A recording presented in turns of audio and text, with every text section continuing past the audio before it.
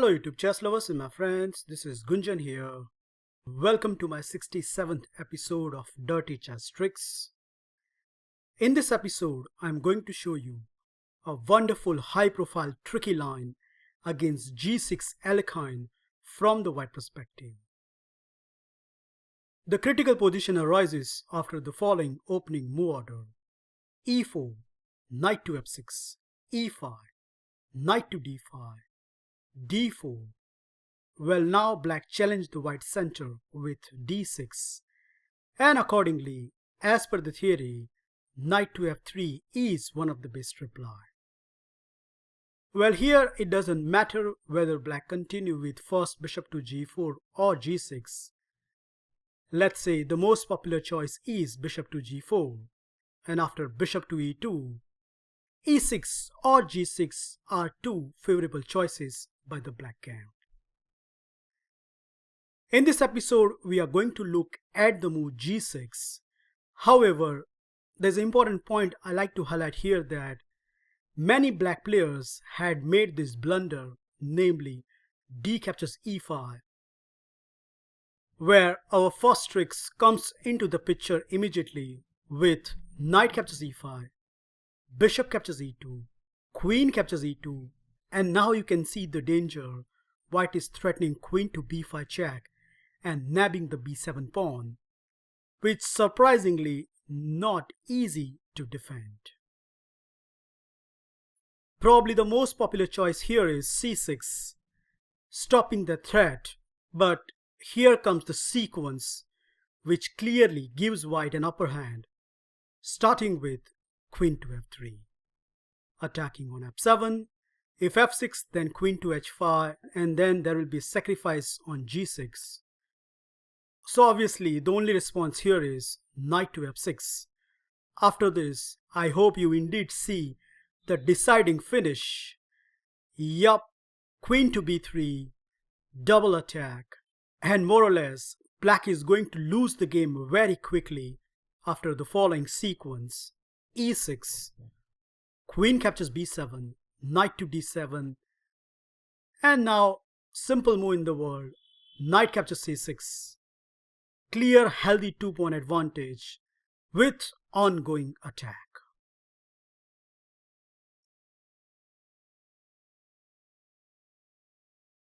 So d captures e5 is a great disaster in this position.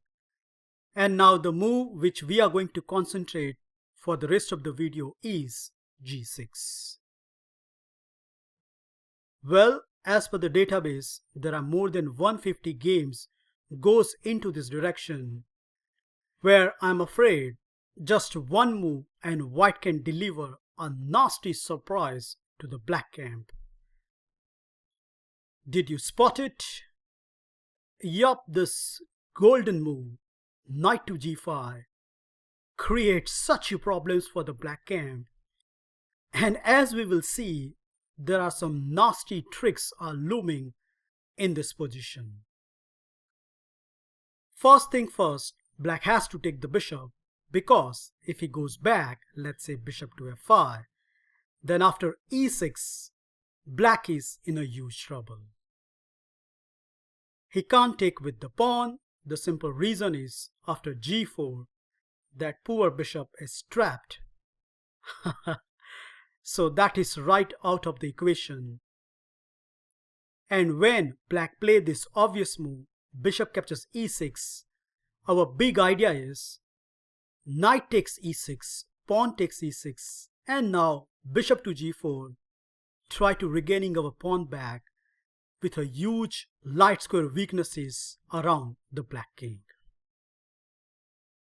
Chess engine already suggests that black should forget about this pawn and start developing some pieces. However, we should also note that what happens if black tries to hold on to this extra pawn, let's say queen to d7. White continue his assault on the e-pawn with queen to e2. And now the only way to defend this pawn is to play king to f7. But just one move, castle on the king side. And look at black's position. For a one pawn, he has completely misplayed his pieces. And on top of everything, rook to e1 is coming in the mix, and sooner or later, once that black pawn is going to disappear from the board, black position crumbles very quickly. I have attached a sample line in the PGN where a 2400 rated player crushed a 2200 in just mere 34 moves.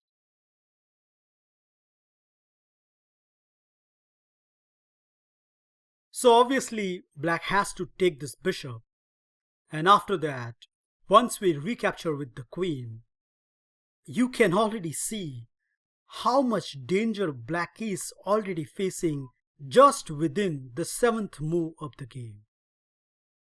Not only white has some multiple threats including knight to f7, e6 and even queen to b5 check, but to parry all of them, black has to find the only accurate move, e6, which I don't think so each of your opponent can find it.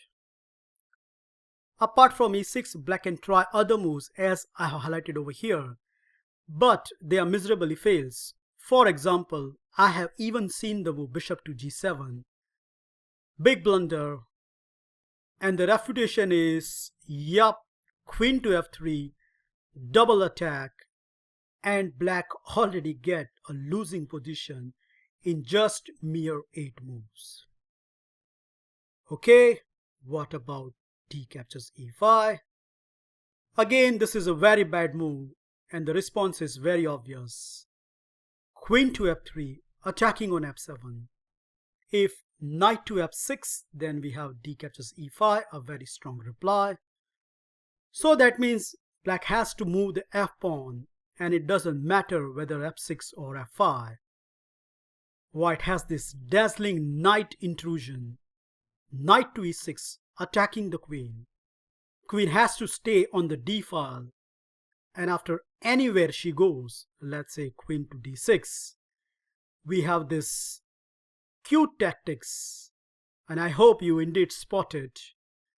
Queen captures d5, bam!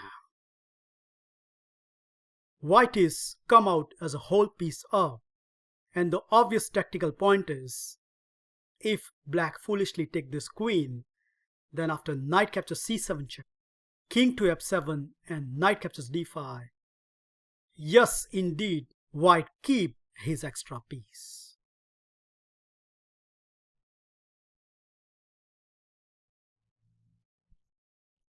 The third move I want to consider is h6. But again, this is a bad idea by black, and many players has played it. The simple refutation is this lovely knight sacrifice. Bam!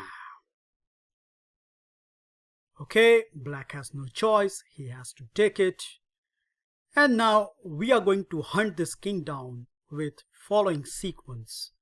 Queen to f3 check. If black wants to keep his extra piece, then king to e6 is a forced reply. After that, we play this very simple move, c4, and believe me, this knight cannot move. Why? What happens if knight goes anywhere, let's say b6? Well, then we have this forcing sequence, d5 check, king to d7, queen to g4 check, queen to g6 check, king to d7, queen to f5 check, king to e8, and now the sting in the tail, e6. And that poor king is completely boxed in. Last but very important tactic is, when black plays the only move, queen to c8, white has this wonderful resource. Look at this, b3, and in the next turn, we are going to play bishop to b2 and take the black rook. And even black can see that one is coming. He cannot save it, as any piece moves, then we can deliver the queen check and nab it. So that is one of the forced variation which gives white a clearly winning edge just within the opening stage.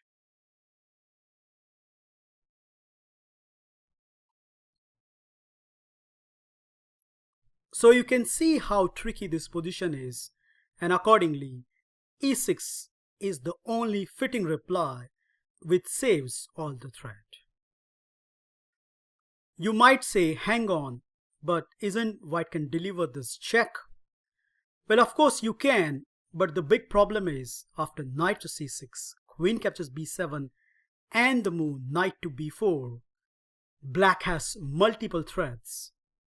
And it looks like white has played this opening like a beginner, where he has only two pieces out, where black has multiple threats on the board. So that is why I'm not going to recommend that line. And theory suggests here to play the move c4, but I like the second big alternative, namely queen to f3, setting up yet another tricky platform for the black camp. Well, it is very important to note here that black cannot play queen to e7 in order to protect f-pawn, because after c4, knight to b6 and queen captures b7, white emerge with a clear pawn advantage. So that means at this position, the forced response is queen to d7, not only protecting the f7, but if necessary, then the knight or bishop can reroute to the e7 square. Okay, here white can play c4 and get a good advantage, but I am going to introduce my own novelty in this position, which haven't been played in a single FIDE game, and you will be surprised to see how difficult to handle this very simple knight move for the black camp. Once again, as I have shown here, black has multiple choices, but amazingly enough, all of them gives white a healthy pawn advantage. Let's see each by turn and find out how white can get the upper hand. The first move I want to consider is knight to b6, which is again fails due to the obvious response. E captures d6. Doesn't matter however black respond. D captures e6. And now knight to e4, looking at juicy fork on f6 square. Black has to play bishop to g7 in order to stop it, but then white delivered this deciding blow. Yup, you got it. Knight captures d6, not only winning a pawn, but the important tactic is after queen captures d6, queen to f7, king to d8, and now queen captures g7, asking black, do you have enough for today?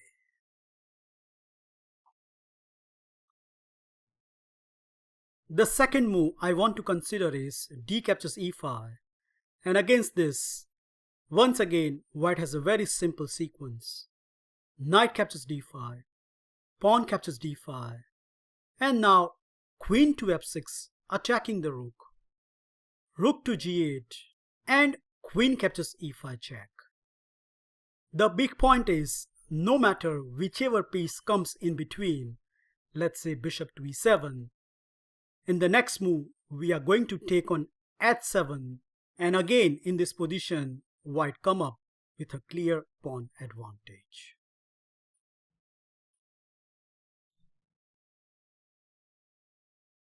The third move I want to consider is, how about eliminating this dangerous knight with knight captures c3, but doing so has to give up the b7 pawn, and we are happy to grab it, as now black has to deal with the rook threat.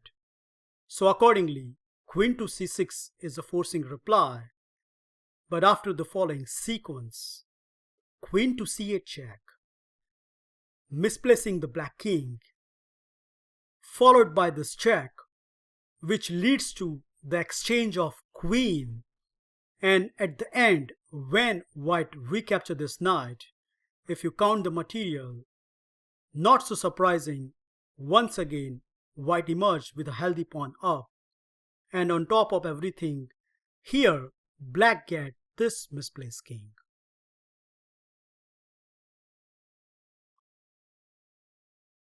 Last but not least, probably the most critical response here is h6. But after this, once again the tactic favors the white. We are going to chop the d5 knight. And the threat is very obvious, knight to f6. So black has to take on d5. Afterwards, yup, the familiar tactics. Queen to f6, attacking the rook. Rook to g8. And now the star move, e6. Well, black has no option. He has to take this pawn.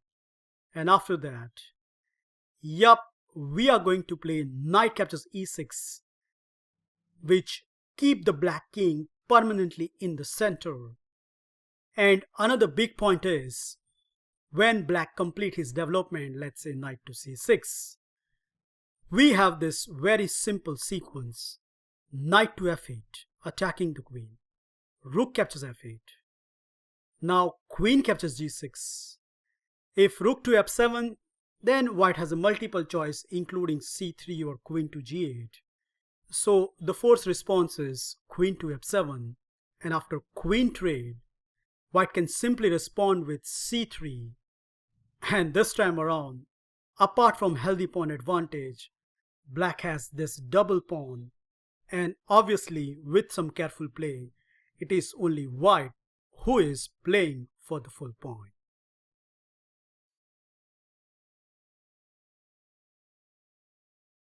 That's it guys, I hope you enjoy and learn this high profile tricky line against the move g6. Remember, play the move knight to g5, and after bishop takes and queen takes, in almost all the variation, it is only white who is come up with a healthy pawn advantage, which is very critical if you're playing a tournament game. Well, thank you for watching this video. Feel free to like, subscribe and comment, and I will meet you in my next episode very soon. Bye and take care.